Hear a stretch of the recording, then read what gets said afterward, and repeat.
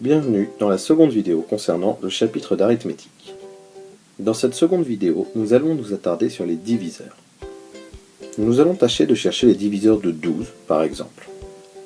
On sait par exemple que 12 est égal à 3 fois 4, mais aussi à 1 fois 12, ou encore à 2 fois 6. Grâce à cela, nous pouvons dresser la liste des diviseurs de 12, mais il faut être sûr de ne pas en avoir oublié.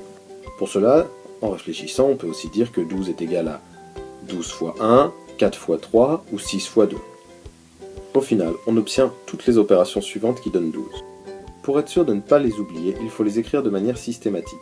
J'ai ici choisi de les ranger en mettant le premier facteur dans l'ordre croissant. D'abord 1, 2, 3, 4, 6, 12. C'est malheureusement une méthode qui peut se révéler très chronophage si les nombres sont grands.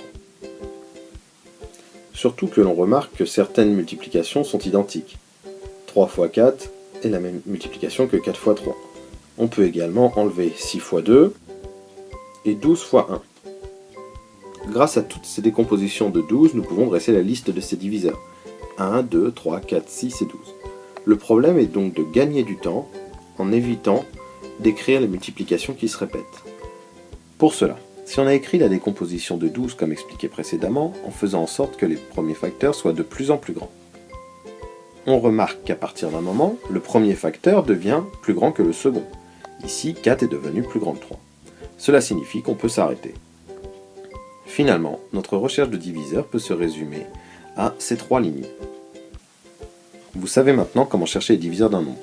Bien sûr, nous allons revenir dessus en cours dans la partie exercice.